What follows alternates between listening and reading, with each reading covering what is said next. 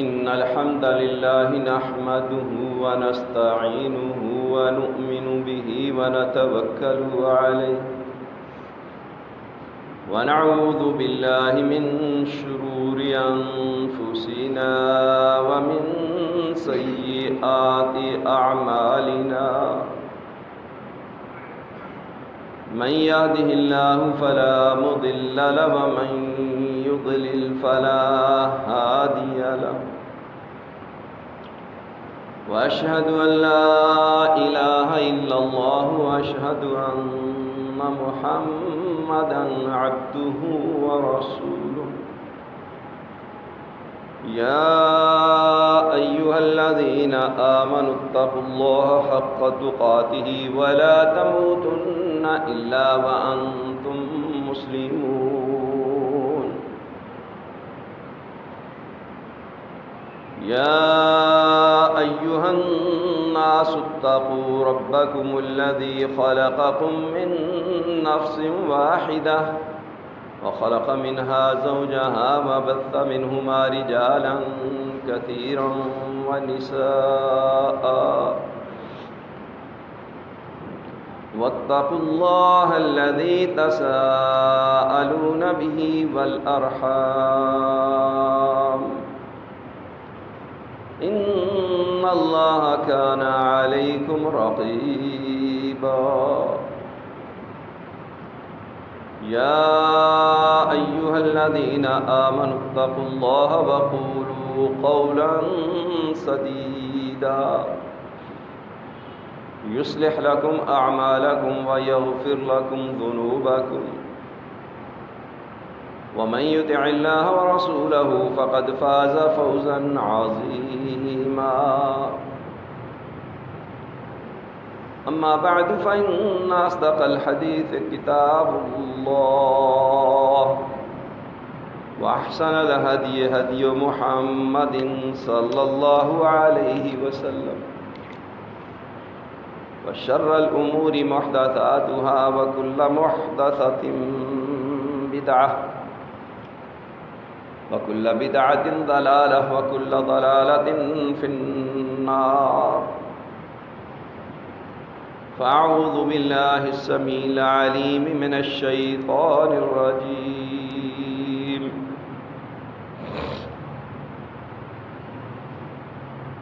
ذلك ليعلم أني لم أخنه بالغيب وأن الله لا يهدي كيد الخائنين وما أبرئ نفسي إن النفس لأمارة بالسوء إلا ما رحم ربي إن ربي غفور رحيم. میرے بھائی اور دوستو، سیرت یوسف علیہ السلام کے حوالے سے ہماری یہ سیریز چل رہی ہے، اور آج کے خطبہ جمعہ میں بات کا آغاز ان دو آیات مبارکہ سے ہو رہا ہے جن کے متعلق مفسرین کا آپس میں اختلاف ہے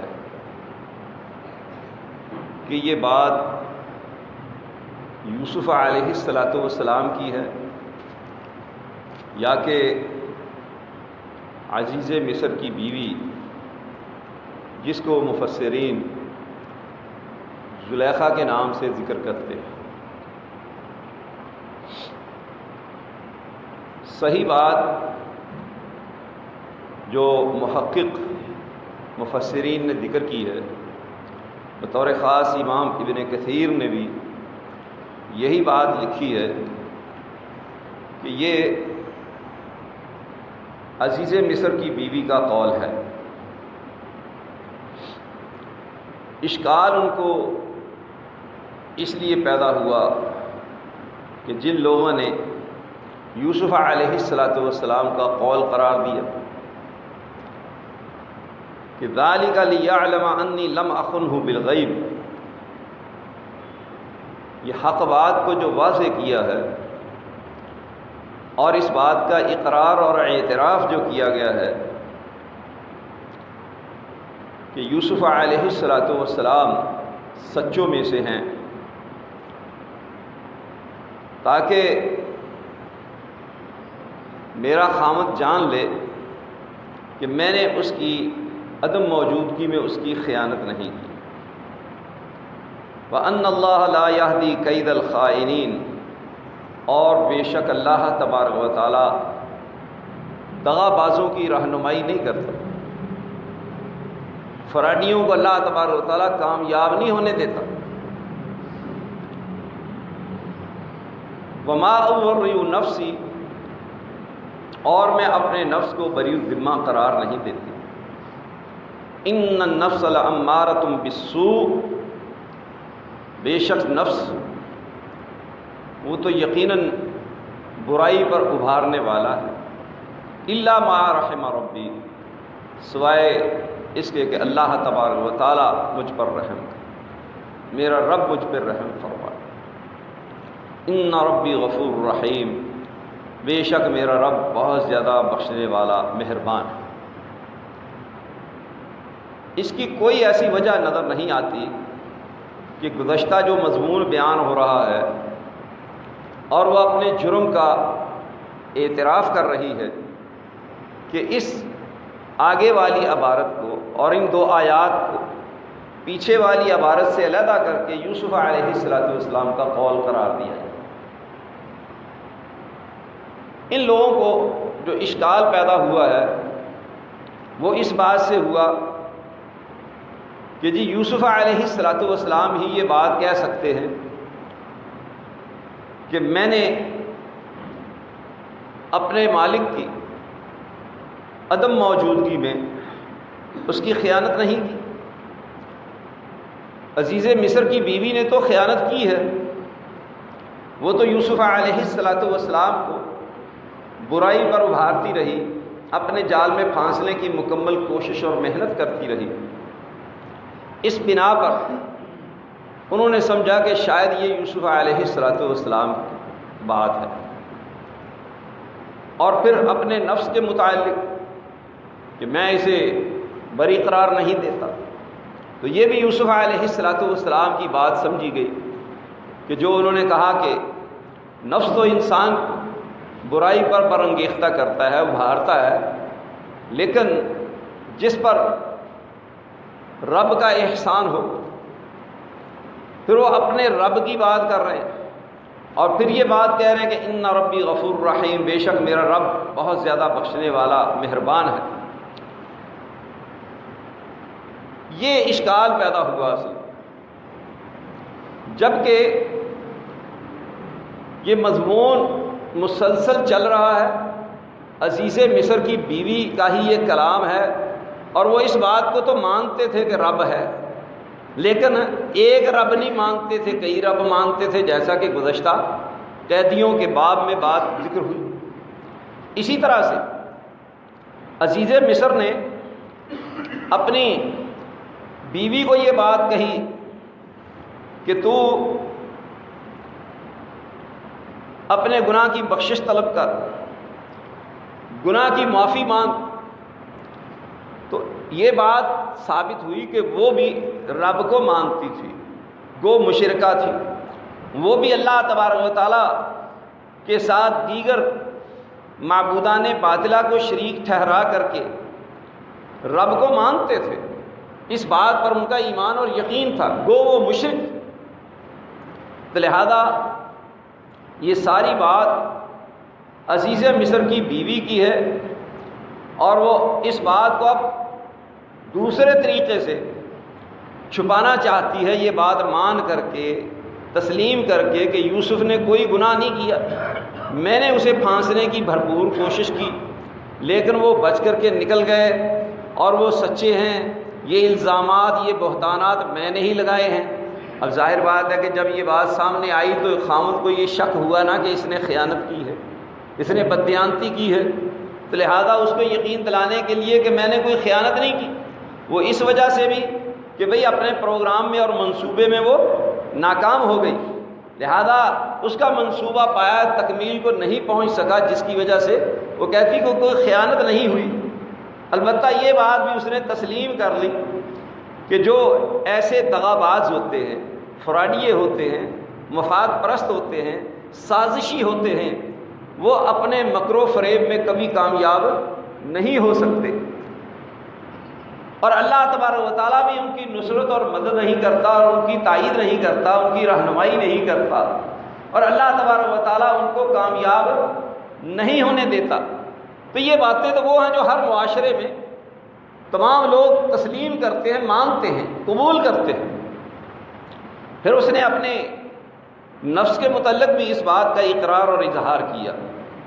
اب سوال یہ پیدا ہوتا ہے کہ کیا اس زلیخا کے ساتھ، عزیز مصر کی بیوی کے ساتھ یوسف علیہ السلام کی شادی ہوئی یا نہیں ہوئی؟ یہ بھی بعض مفسرین نے بات لکھ دی جی کہ جب وہ اس کا خاوند فوت ہو گیا تو اس کے بعد اللہ تبارک و تعالیٰ نے اس کو دوبارہ سے جوان کر دیا۔ بڑی پہنچی ہوئی تھی نا، بڑی نیکوکار تھی، بڑی متقیہ تھی، پرہیزگار تھی، کہ اللہ تبارک و تعالیٰ نے اس کو دوبارہ سے جوانی بخشی کہ جی اس کے دل میں طلب صادق تھی، سچی عاشقہ تھی۔ سبحان اللہ، ہم نے تو آج تک کوئی سچا عاشق نہیں دیکھا۔ جس کو لوگ سچا عاشق سمجھتے ہیں، مانتے ہیں، تسلیم کرتے ہیں، وہ بھی آج تک سچے ثابت نہیں ہوئے۔ اس کی مثالیں معاشرے میں موجود ہیں یا نہیں؟ جیسا کہ ہیر رانجھے کا قصہ، سسی پنو کا، مرزا صاحبہ اور دیگر، یہ سارے سچے عاشق بتائے جاتے ہیں، اور یہ سب کے سب گھروں سے بھاگنے والے، اور باوجود شادی شدہ ہونے کے یہ عورتیں اپنے خامدوں کی خیانت کرنے والی۔ یہ سچا عشق ہے۔ لفظ عشق ویسے ہی اچھا نہیں ہے، پسندیدہ لفظ نہیں ہے، تو قرآن مجید نے محبت کا لفظ استعمال کیا، حب کا لفظ استعمال کیا، لفظ عشق کو استعمال ہی نہیں کیا۔ ایسی عورت اگر وہ واقعتاً اپنی محبت میں سچی ہوتی تو بددیانتی اور خیانت کرنے کے لیے یہ جتن نہ کرتی، غلط راستہ نہ اختیار کرتی، ان پر بہتان اور الزام نہ لگاتی۔ اس نے تو وہ سارے کام کیے جس کے ذریعہ سے بذات خود اس نے اپنے آپ کو پاک باز ثابت کرنے کے لیے اور یوسف علیہ السلام کو مجرم ثابت کرنے کے لیے ہمہ قسم کے طور طریقے آزمائے اور اختیار کیے۔ لہذا ایسی بدکارہ فاحشہ عورت کبھی کسی نبی کے نکاح میں نہیں آ سکتی، یہ بات مسلم اور طے شدہ ہے۔ یہاں پر یہ بات بھی ذہن نشین رہنی چاہیے کہ نوح علیہ السلام اور لوط علیہ السلام، ان دونوں کی بیویوں کے متعلق قرآن مجید نے یہ بیان کیا فخانتاہما، کہ ان دونوں نے اپنے شوہروں کی خیانت کی۔ اس میں ان کی جسمانی خیانت، بدکاری، فحشہ ہونا یہ کہیں بھی مذکور نہیں ہے، اس کا کوئی اشارہ کنایہ بھی نہیں ملتا۔ ان کی خیانت کیا تھی کہ وہ اپنے خاوندوں کی باتیں اپنے میکے میں بتاتی تھی، اس کے ذریعے سے ان کے دشمنوں تک وہ باتیں پہنچتی تھی، یہ خیانت تھی۔ اس وجہ سے اللہ تبارک و تعالیٰ نے ان دونوں کو ان کے انجام تک پہنچا دیا، اور زندگی میں ان کے خامدوں شوہروں کے سامنے ہی ان کو غرق کر دیا، تاکہ دنیا کے لیے نشان عبرت بن جائیں کہ اللہ تبارک و تعالیٰ اپنے نبی کے گھر میں ایسی عورتوں کو ان کی زندگی میں، نبی کی زندگی میں لوگوں کے سامنے ہی غرق کر دیتا۔ اس سے یہ بات بھی ثابت ہوئی کہ رسول اللہ صلی اللہ علیہ وسلم کی زوجہ محترمہ ام المومنین اما عائشہ صدیقہ طاہرہ مطہرہ رضی اللہ تعالی عنہ، اللہ تبارک و تعالیٰ کو یہ بات گوارا نہیں ہوئی، برداشت نہیں ہوئی، ویسے ہی اللہ تبارک و تعالیٰ نے اس کی برات کا اعلان نہیں کروایا، بلکہ اس کی شان میں اور برات میں اللہ تبارک و تعالیٰ نے سورہ نور میں 10 آیات مبارکہ نازل۔ یہ نبی کے گھر والوں کا مرتبہ مقام ہوتا ہے، لہذا اس کے ساتھ کوئی شادی نہیں ہوئی، کوئی ایسی بات نہیں ہے۔ اور گزشتہ خطبہ جمعہ میں ہم یہ بات تورات کے حوالے سے واضح کر چکے کہ ناموں کے ایک دوسرے کے قریب ہونے کی وجہ سے لوگوں کو مغالطہ ہوا، اور یہ آسنات جس کے ساتھ یوسف علیہ السلام کی شادی ہوئی، اس سے 2 بیٹے ہوئے، یہ اس وقت کا امام المذہب آدمی تھا، پیشوا تھا ان کا بہت بڑا، اور حکومت میں اس کو بہت بڑا مرتبہ مقام حاصل تھا۔ اس کی بیٹی کے ساتھ شادی ہوئی ہے یوسف علیہ السلام۔ اب معاملہ تو کلیئر ہو گیا ہر اعتبار سے، جنہوں نے الزام لگایا انہوں نے بھی اقبال جرم کر لیا، انہوں نے بھی صفائی دے دی، انہوں نے بھی سچا مان لیا، تسلیم کر لیا۔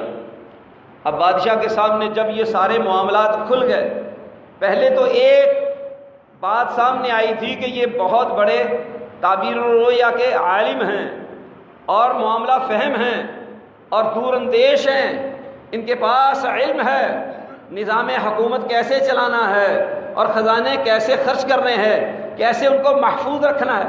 پہلے تو یہ بات ہی سامنے آئی تھی، اب یہ صداقت بھی سامنے آ گئی، ان کی سچائی بھی سامنے آ گئی، صادق و امین ہونا ان کا واضح ہو گیا۔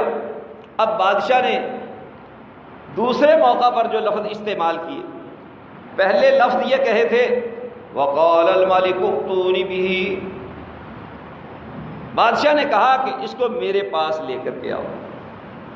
اب یہ بات نہیں کہی، صرف اس میں اضافہ کیا اس نے، وہ کیا کہتا ہے وقال الملک ائتونی بہ استخلصہ لنفسی،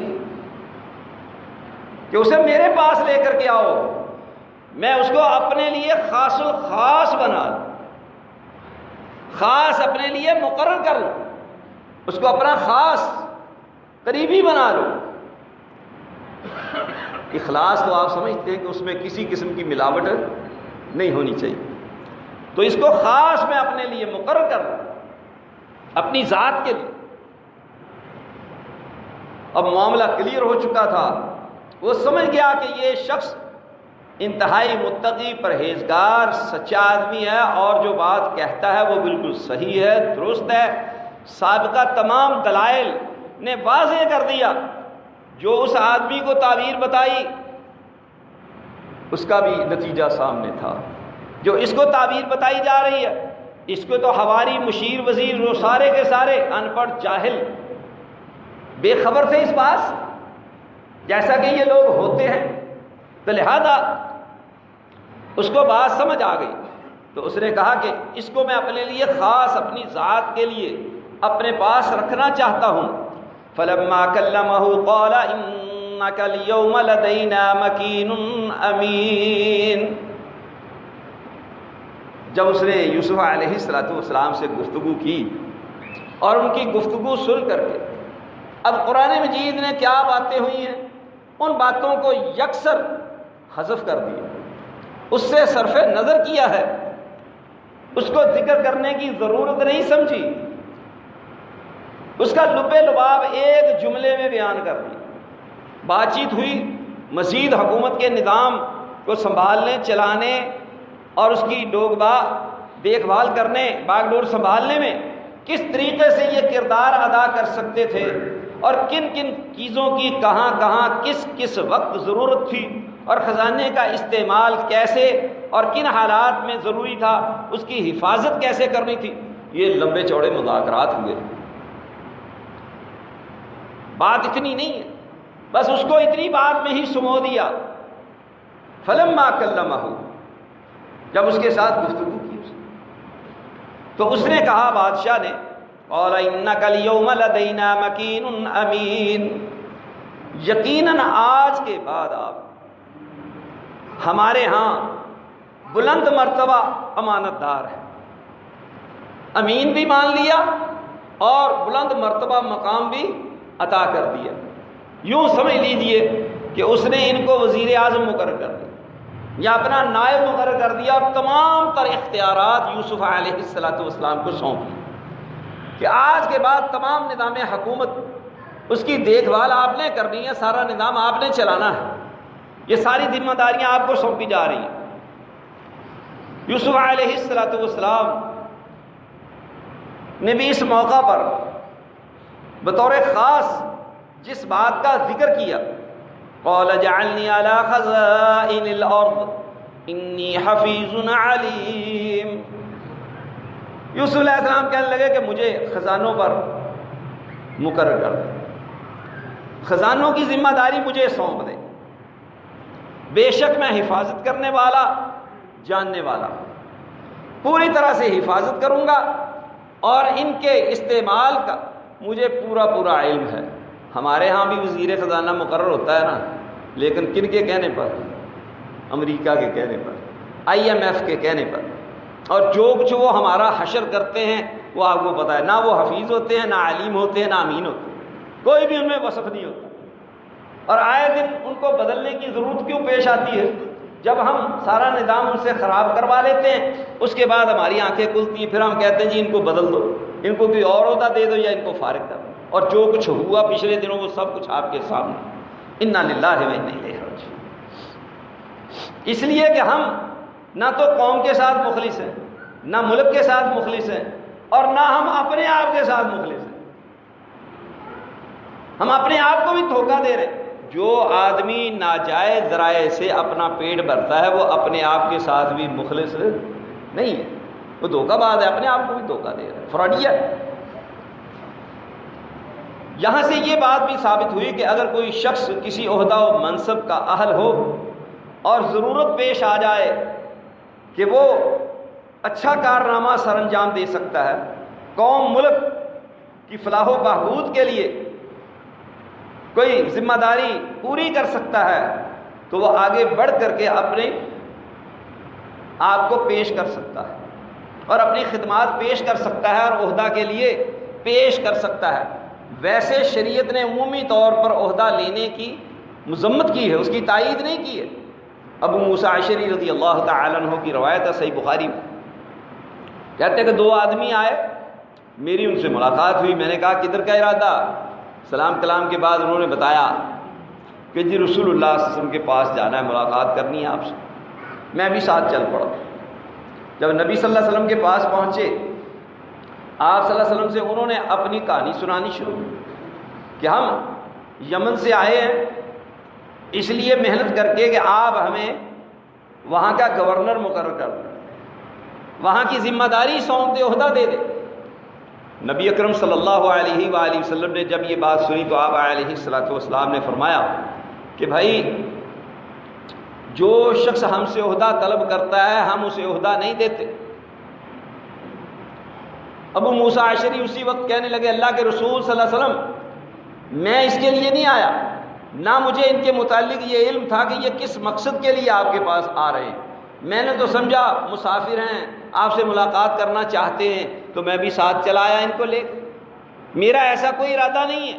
آپ صلی اللہ علیہ وسلم نے فرمایا کہ یہ عہدہ و منصب ہم آپ کو عطا کرتے ہیں۔ انہوں نے کہا کہ میرا تو یہ ارادہ ہی نہیں تھا۔ آپ نے فرمایا کہ اسی لیے تو ہم آپ کو یہ عہدہ منصب دے رہے ہیں کہ آپ یہ نیت اور ارادہ نہیں لے کر کے آئے اور اس کے آپ طالب نہیں ہیں۔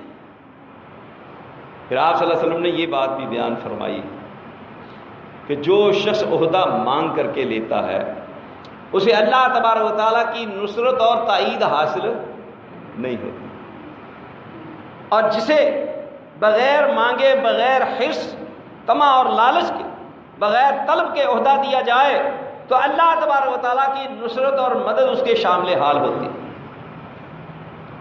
آج دیکھ لیں کہ جو کچھ ہو رہا ہے، 50 کروڑ روپیہ لگا کر کے یا ارب روپیہ لگا کر کے MNA کا الیکشن جیتتے ہیں، یہ قوم اور ملک کی خدمت کرنا چاہتے ہیں۔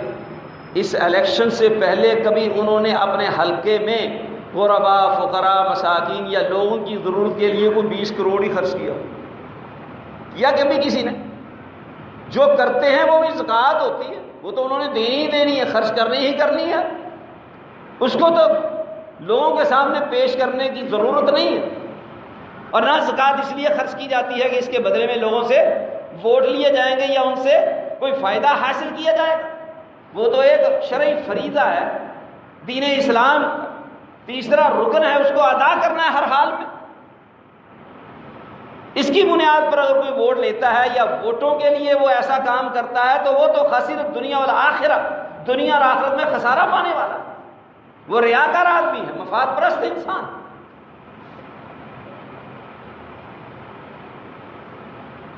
تو اللہ کے رسول صلی اللہ علیہ وسلم نے ابو موسیٰ اشعری رضی اللہ تعالی عنہ کو یمن کا گورنر مقرر کر دیا، اس لیے کہ اس کے طالب نہیں تھے، لیکن جب سارے لوگ نااہل ہوں اور کوئی اس ذمہ داری کو نبھانے والا نہ ہو اور قوم اور ملک کی خدمت ہی مقصود ہو، اخلاص ہونا چاہیے، تو پھر وہ عہدہ و منصب جو ہے وہ کہہ کر کے لے سکتا ہے، وگرنہ نہیں۔ وَكَذَلِكَ مَكَّنَّا لِيُوسُفَ فِي الْأَرْضِ، اللہ تبارک و تعالیٰ فرماتا ہے کہ ہم نے اسی طریقے سے یوسف علیہ السلام کو زمین میں حکومت عطا کر، تمکنت عطا کی، مرتبہ مقام عطا کر دیا۔ یتبوأ منہا حیث یشاء، وہ جہاں چاہتے بیٹھتے، جس جگہ جا کر کے بیٹھ جاتے، وہ ان کا مرتبہ مقام ایسا تھا کہ سب کو یہ مسلم تھا کہ اب تمام تر اختیارات ان کے پاس ہیں، ان کا حکم چلتا تھا۔ یہ اشارہ ہے اس بات کہ یوسف علیہ السلام کو مکمل حکومت دے دی، فی الارض کہہ دی کہ مصر کی مکمل حکومت پر یہ اختیارات دے دی اللہ تبارک و تعالی، یہ عہدہ و منصب ان کو عطا کر دیا۔ نصیب برحمتنا من نشاء، ہم اپنی رحمت کے ساتھ جسے چاہتے ہیں یہ حصہ عطا کر دیتے ہیں۔ ضرورت اس بات کی ہے کہ ہم اپنی بد عملی کو چھوڑ کر کے، بد فطرتی کو چھوڑ کر کے نیک نیت بن جائیں، مخلص بن جائیں، صالح بن جائیں، اللہ رب العزت کے مطیع و فرما بردار بن جائیں، متقی پرہیزگار بن جائیں، اس کا یہ نتیجہ ہوگا کہ پھر اللہ تبارک و تعالی ہمیں بھی اپنی رحمت سے جن مشکلات میں اس وقت ہم گھرے ہوئے ہیں ان سے نکال دے گا۔ لیکن ہم اس طرف تو آنے کے لیے تیار ہی نہیں، نہ من حیث القوم نہ من حیث الامہ۔ 1 سال کا عرصہ گزر چکا ہے، کرونا وبا کے نام پر دجالی فتنہ میں بطور خاص مسلمان گھر چکے ہیں، ابھی تک لوگوں کے معاشی حالات درست نہیں ہوئے، ان کے قرضے نہیں اترے اور ان کا کاروبار اسٹیبل نہیں ہوا، اور ابھی تک لوگ پریشان حال ہیں، اور دوبارہ سے یہ لاک ڈاؤن کا سلسلہ شروع ہو گیا۔ اس دورانیے میں ہم نے جب مکمل لاک ڈاؤن رہا اس وقت، جب سمارٹ لاک ڈاؤن ہوا اس وقت، جب لاک ڈاؤن ختم ہو گیا اس وقت، اب دوبارہ سے یہ لاک ڈاؤن کا سلسلہ شروع ہو رہا ہے اور ہو چکا ہے، مختلف شہروں میں سمارٹ لاک ڈاؤن تو ہو رہا ہے۔ کیا ہم نے اپنے اندر کوئی تبدیلی پیدا کی؟ ہم نے اپنے آپ کو اللہ تبارک و تعالیٰ کے سامنے جھکایا، اپنے گناہوں کی معافی مانگی، توبہ و استغفار کی، اللہ تبارک و تعالیٰ کے ساتھ اپنے معاملات کو درست کیا؟ ہم وہیں ہیں جہاں تھے، ہم اب تک ٹس سے مس نہیں ہوئے، اور نہ ہم اس بات کو سمجھنے کی کوشش کر رہے کہ ہماری ذمہ داری کیا ہے، اور ہم اسی ڈگر پر، اسی روش پر چل رہے ہیں جس پر سال پہلے سے ہم مبتلا تھے۔ اس وقت وہی ہمارا طریقہ کار ہے، دوبارہ سے یہ سارے سلسلے شروع ہو چکے ہیں، اس کے باوجود ہم اپنے اندر کوئی تبدیلی پیدا نہیں کر رہے۔ تو میرے بھائی اور دوستو یاد رکھیے، یہ تو چھوٹے چھوٹے امتحانات ہیں، یہ چھوٹی چھوٹی آزمائشیں ہیں، اس سے بڑی بھی آ سکتی ہیں، بڑے فتنے بھی آ سکتے ہیں۔ اللہ تبارک و تعالی ہمیں معاف فرما دے، ہم پر خصوصی رحم فرما دے، جو ہماری عملی زندگی ہے، جو ہمارے رویے ہیں، جو ہماری روش ہے، ہم اسے تبدیل کرنے کے لیے تیار ہیں۔ نہ گھر میں، نہ گھر سے باہر، نہ مسجد میں، نہ مسجد سے باہر، ہر جگہ پر جو کچھ ہمارے معمولات زندگی ہیں اسی طریقے سے ہم چل رہے ہیں اور چلا رہے ہیں، اور وہی طریقہ ہم نے اپنایا ہوا ہے، اور ہم اپنی اصلاح کرنے کے لیے بھی تیار ہیں۔ تو آپ مجھے بتائیں کہ پھر اللہ تبارک و تعالیٰ کی رحمت کے ہم کیسے مستحق ہوں؟ اس سے بڑا بھی ظلم ہونا تھا دنیا میں۔ اللہ تبارک و تعالیٰ کے گھروں کو بند کر دیا جاتا، اور جہاں جا کر کے اللہ سے رابطے قائم ہونے تھے، جہاں آ کر کے اللہ تبارک و تعالیٰ کی رحمت اور بخشش حاصل کرنی تھی، جہاں اللہ تبارک و تعالیٰ کے ساتھ رابطے مضبوط ہونے تھے، ایمان اور یقین اور توکل میں اضافہ ہونا تھا، جہاں اللہ تبارک و تعالیٰ کے حضور پیش ہو کر کے اللہ کو راضی کرنا تھا، وہ در ہی بند کر دیے جائیں اور ہم اس کے مؤید ہو جائیں۔ اور ان علماء پر بطور خاص افسوس ہے جنہوں نے اس کی تائید کی۔ آپ بتائیں کہ پھر کیا اللہ تبارک و تعالیٰ کی رحمتوں کا نزول ہوگا؟ سوچیں صحیح بخاری میں اور دیگر کتب احادیث میں اور صحیح ابن حبان میں یہ روایت موجود ہے کہ آپ صلی اللہ علیہ وآلہ وسلم سے سوال کیا گیا، اللہ کے رسول صلی اللہ علیہ وسلم یہ بتائیں کہ زمین کا سب سے اللہ تبارک و تعالیٰ کے ہاں محبوب ترین ٹکڑا کون سا، اور سب سے ناپسندیدہ جگہ کون سی ہے؟ رسول اللہ صلی اللہ علیہ وسلم نے کوئی جواب نہیں دیا، بلکہ صحیح ابن حبان کی روایت کے مطابق کہ آپ نے فرمایا مجھے اس کا علم نہیں ہے، میں پوچھ کر کے بتاؤں گا۔ جبرائیل امین علیہ السلام آئے، ان سے پوچھا، انہوں نے بھی کہا کہ لا ادری، میں نہیں جانتا، مجھے علم نہیں ہے۔ یہاں جس کو علم نہیں ہوتا وہ بھی مفتی اور مجتہد اور عالم ہے۔ یہ ہماری قوم کا مزاج ہے، کسی کے سامنے کوئی مسئلہ پیش کر کے دیکھ لو، کوئی بات سامنے رکھ دو، بیماری کا ذکر کر دو، ہر آدمی ڈاکٹر ہے، ہر آدمی انجینئر ہے، ہر آدمی مفتی ہے، مجتہد ہے، عالم ہے۔ یہ قوم کا مزاج ہے۔ اللہ کے رسول نے فرمایا لا ادری، میں نہیں جانتا، پوچھ کے بتاؤں گا۔ جبرائیل امین سے پوچھا، اس نے کہا لا ادری، میں بھی نہیں جانتا، میں بھی پوچھ کے بتاؤں گا۔ امام شافعی فرماتے ہیں لا ادری آدھا علم ہے، کہ میں نہیں جانتا آدھا علم ہے، ادری کہہ دیا تو یہ پورا ہو گیا کہ میں جانتا ہوں۔ تو اللہ کے رسول نے فرمایا لا ادری، اور آپ سے یہ بات کہلوائی گئی کہ آپ فرما دیں وما انا من المتکلفین، کہ میں تکلف کرنے والوں میں سے نہیں ہوں، کہ جس مسئلے کا مجھے علم نہیں ہے میں وہ اپنی طرف سے نہیں بتاتا۔ یہ قرآن بھی کہتا ہے۔ تو رسول اللہ نے فرمایا مجھے علم نہیں، جبرائیل نے کہا مجھے علم نہیں، میں پوچھ کے بتاؤں گا۔ اللہ تبارک و تعالیٰ سے پوچھا، اللہ تبارک و تعالیٰ نے فرمایا، اللہ تبارک و تعالیٰ نے خبر دی خیر بقاء فی الارض، زمین میں سب سے بہترین جگہ کون سی ہے؟ یا دوسری روایت کے الفاظ ہیں احب البلاد الی اللہ مساجدها، روئے زمین پر سب سے محبوب ترین جگہ اللہ تبارک و تعالیٰ کو مسجدیں، جن کو ہم بے آباد کرنے کے لیے رات دن محنت کرتے ہیں۔ ایک ہماری بے عملی ہے، بد عملی ہے، اور ایک ہم اس کورونا کی آڑ میں مسجدوں سے راہ فرار اختیار کرتے ہیں۔ مولوی بھی کہتے ہیں کہ مسجدوں میں نہ جاؤ، نمازیں گھر میں پڑھو۔ انا للہ و انا الیہ۔ روئے زمین پر سب سے بہترین جگہ کس کو قرار دیا گیا؟ مسجدوں کو۔ اور فرمایا وَأَبْغَضُ الْبِلَادِ إِلَى اللَّهِ أَسْوَاقُهَا، اور روئے زمین پر سب سے بدترین جگہ جس کے لیے رات دن میں اور آپ سب لوگ کوشش کرتے ہیں کہ بھاگ بھاگ کے جاتے ہیں، وہ کون سی ہے؟ وہ بازار ہے۔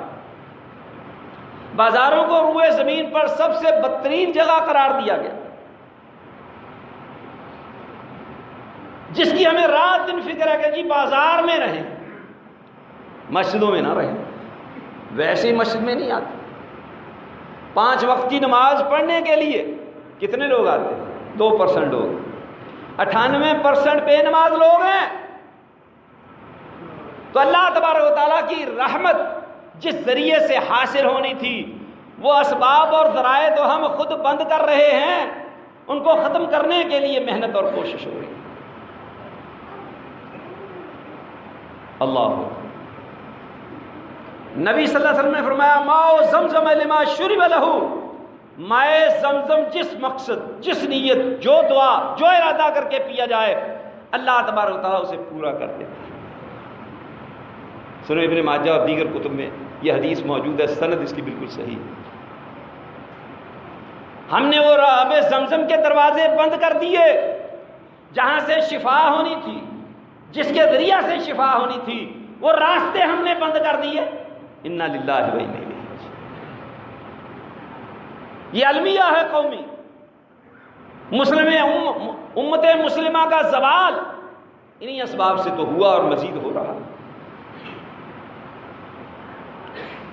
وَلَا نُضِيعُ أَجْرَ الْمُحْسِنِينَ، اور ہم احسان نیکی کرنے والوں کا اجر ضائع نہیں کرتے۔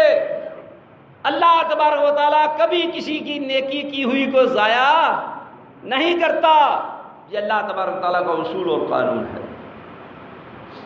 اس بات کو یوں بھی سمجھ لیں کہ وہ یتیم 2 بچے جن کا خزانہ دیوار کے نیچے دفن تھا، اور موسیٰ علیہ السلام کے ساتھ خضر علیہ السلام بھی تھے، اور انہوں نے بغیر مزدوری کے،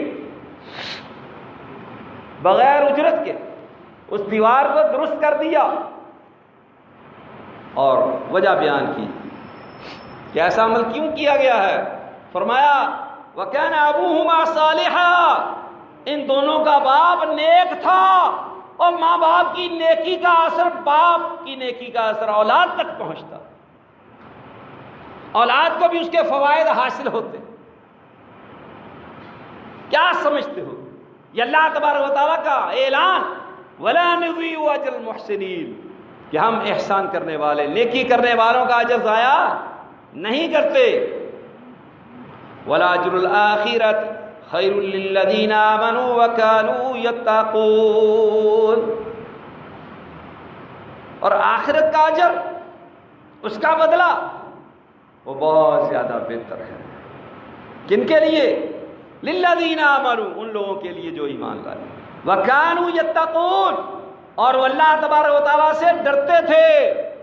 اللہ تبارک و تعالیٰ سے ڈر کر کے وہ حلال کو اختیار کرتے، حرام سے بچتے، وہ شرک سے بچنے والے، کفر اور نفاق اور بدعات سے بچنے والے، وہ حرام سے بچنے والے، وہ گناہ سے بچنے والے، برائیوں سے بچنے والے، حرام خوری سے، حرام کاری سے بچنے والے۔ وَكَانُوا يَتَّقُونَ، وہ متقی تھے، پرہیزگار تھے۔ تو یہ میرے بھائی اور دوستو ہمارے لیے سبق ہے کہ ہم اپنی اصلاح کریں۔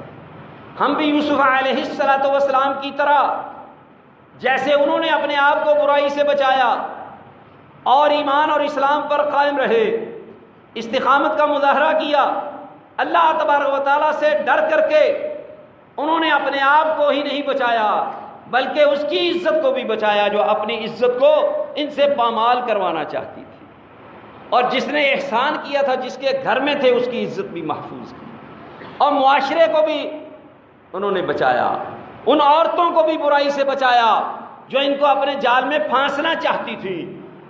ایک یوسف علیہ السلام کا پاک دامن ہونا، عفت و عصمت کا مظاہرہ کرنا، اس کے پورے ملک پر اثرات مرتب ہوئے، وگرنہ پورا ظلم ہی ظلم تھا اور ہر طرف ظلم ہی ظلم ہو جاتا۔ لہذا یہ اللہ تبارک و تعالیٰ کے برگزیدہ نبی اور رسول ایمان اور تقوی کی بنیاد پر، یقین اور توکل کی بنیاد پر، استقامت کی بنیاد پر، اور اللہ تبارک و تعالیٰ کے ساتھ مضبوط اور گہرے تعلق کی بنیاد پر برائی سے اپنے آپ کو بچاتے ہیں، تو پورا معاشرہ برائی سے محفوظ ہو جاتا ہے۔ یہ مت سمجھیں کہ ہم برائی سے بچتے تو اس کے صرف ہمیں ہی ثمرات ملیں گے، اس کے فوائد صرف ہمیں ہی حاصل ہوتے ہیں۔ نہیں میرے بھائی اور دوستو، پورا معاشرہ آپ کی وجہ سے برائی سے بچتا ہے۔ آپ اللہ سے معافی مانگتے ہیں، اس کے اثرات معاشرے پر ہوتے ہیں، لوگوں پر اس کے اثرات مرتب ہوتے ہیں۔ میں نے اس کا مشاہدہ کیا۔ ایک ہاسپٹل میں جب آپریشن کے سلسلے میں ہم گئے تو میں نے دیکھا کہ اس ڈپارٹمنٹ کا ہیڈ انتہائی ایماندار آدمی ہے، ذمہ دار آدمی ہے اور خیر خواہ آدمی ہے۔ میں نے اس کے اثرات نیچے تک پورے عملہ میں دیکھے، پورا عملہ مریضوں کے ساتھ ہمدردی اور خیر خواہی کے جذبات رکھتا ہے، اس کے اثرات منتقل ہوئے ہیں نیچے اور وہ نظر آ رہے ہیں۔ اور جو بددیانت، خائن، رشوت خور، بے ایمان لوگ ہوتے ہیں، اس کے اثرات بھی آپ دیکھتے ہیں، نیچے تک عملے میں موجود ہوتے ہیں۔ تو یہ بات سمجھیں، اس موقع پر اللہ تبارک و تعالیٰ نے فرمایا وَلَأَجْرُ الْآخِرَةِ خَيْرٌ لِّلَّذِينَ آمَنُوا وَكَانُوا يَتَّقُونَ، اور البتہ آخرت کا اجر، اس کی مزدوری، اس کا بدلہ بہت بہتر ہے ان لوگوں کے لیے جو ایمان لائے، وَكَانُوا يَتَّقُونَ۔ ایمان تو بہت سارے لوگ لانے کا دعویٰ کرتے ہیں، لیکن اس کے ساتھ ساتھ وہ متقی نہیں ہوتے، متقی بننا ضروری ہے۔ تو لہذا میرے بھائی اور دوستو، روزوں کی فرضیت کی غرض و غایت بھی یہی بیان کی گئی ہے کہ ایمان والوں کو خطاب کیا گیا اور کہا گیا کہ یہ روزے رکھیں، روزے ان پہ فرض کیے گئے، کیا ہو جائیں؟ لعلکم تتقون، تاکہ تم متقی بن جاؤ، پرہیزگار بن جاؤ۔ یہ روزوں کی غرض و غایت ہے فرض کرنے کی۔ تو انشاءاللہ اگلا جمعہ ہم استقبال رمضان کے حوالے سے بیان کریں گے، خطبہ دیں گے، اور ہم نے رمضان کے لیے کیسے تیاری کرنی ہے، کیا ہم پر ذمہ داریاں عائد ہوتی ہیں، ہم نے اپنے آپ کو کیسا بنانا ہے اور کیسا بنانے کی ضرورت ہے، اس پہ خطبہ ہوگا۔ اور پھر انشاءاللہ رمضان کے خطبات رمضان کے حوالے سے ہوں گے۔ اس کے بعد پھر دوبارہ سے ہم اپنی یہی سیرت سیریز جو ہے وہ شروع کریں گے۔ اللہ تبارک و تعالیٰ مجھے اور آپ کو عمل کی توفیق دے۔ وآخر دعوانا الحمدللہ۔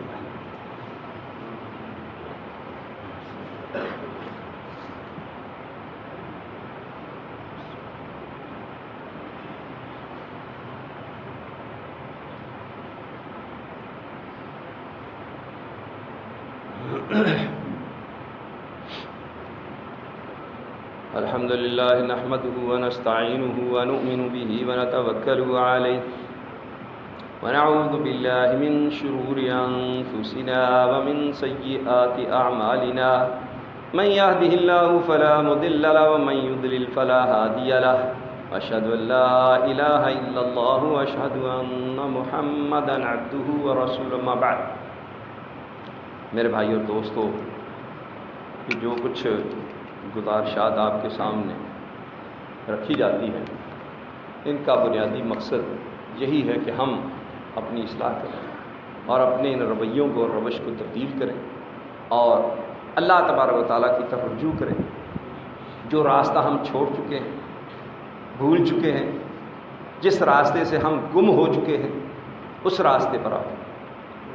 اور اللہ تبارک و تعالیٰ یہ جو کچھ ہمیں تکالیف دیتا ہے، پریشانیاں دیتا ہے، جو کچھ اللہ تبارک و تعالیٰ ہمیں جھنجھوڑتا ہے، ہمیں آزماتا ہے، آزمائش میں ڈالتا ہے، اس کا مقصد وحید یہی، جیسا کہ قرآن میں اللہ تبارک و تعالیٰ نے ذکر کیا وَلَنُذِيقَنَّهُم مِّنَ الْعَذَابِ الْأَدْنَىٰ دُونَ الْعَذَابِ الْأَكْبَرِ لَعَلَّهُمْ يَرْجِعُونَ۔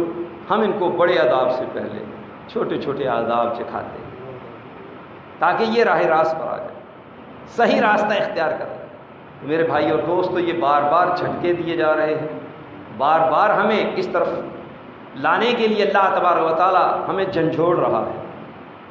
تو ہم صحیح راستہ اختیار کر لیں اور صدق دل سے اللہ تبارک و تعالیٰ سے بڑی معافی، استغفار کو حفظ جان بنا لیں، چلتے پھرتے اٹھتے بیٹھتے استغفر اللہ الذی لا الہ الا هو الحی القیوم واتوب الیہ، یہ پڑھتے رہیں کہ اللہ میں بخشش طلب کروں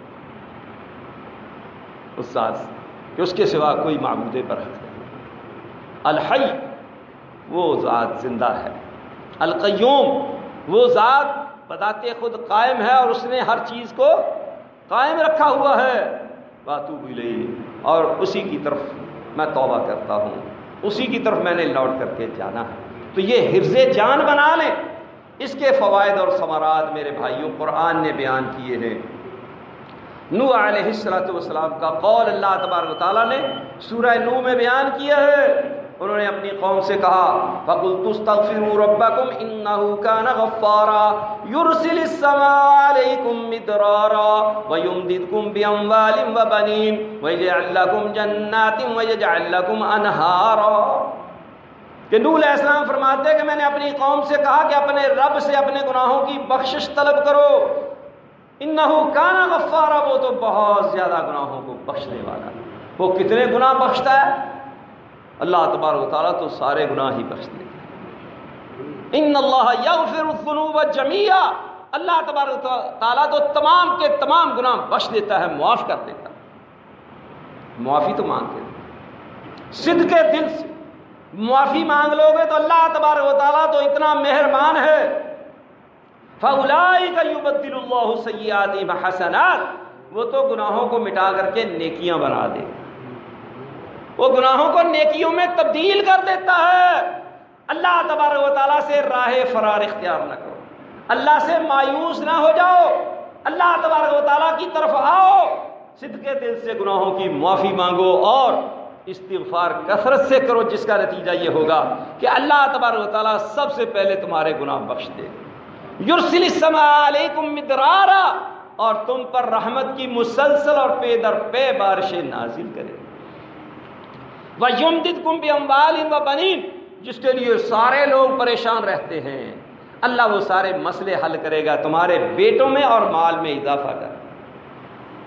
وَيَجْعَلْ لَكُمْ جَنَّاتٍ وَيَجْعَلْ لَكُمْ أَنْهَارًا، وہ تمہارے لیے باغات بھی پیدا کر دے گا اور ان باغات میں نہریں بھی چلا دے گا، چشمے بھی چھوڑ دے گا۔ تو میرے بھائی اور دوستو، استغفار کو لازم کر لیں اور صدق کے دل سے اللہ سے معافی مانگے، پھر دیکھو کہ اللہ تبارک و تعالیٰ کی رحمتیں وہ ہمیں اپنی آغوش میں لے لیں گی اور ہمارے معاملات سدھر جائیں گے۔ اللہ تبارک و تعالیٰ سے دعا ہے کہ اللہ تبارک و تعالیٰ مجھے اور آپ کو اپنی اصلاح کرنے کی توفیق عطا فرمائے۔ وآخر دعوانا ان الحمد للہ رب العالمین۔